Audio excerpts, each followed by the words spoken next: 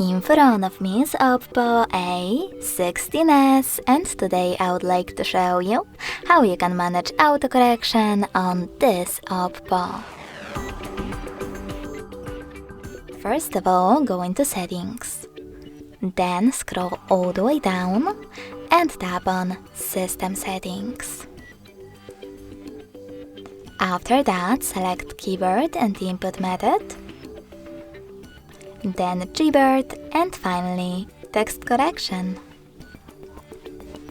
Over here you need to scroll down just a bit and click on this sweater next to Autocorrection.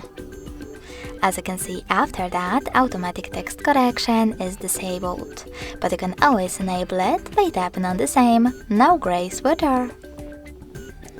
Thanks so much for watching. If you enjoyed this video, leave a like, comment and subscribe. Bye!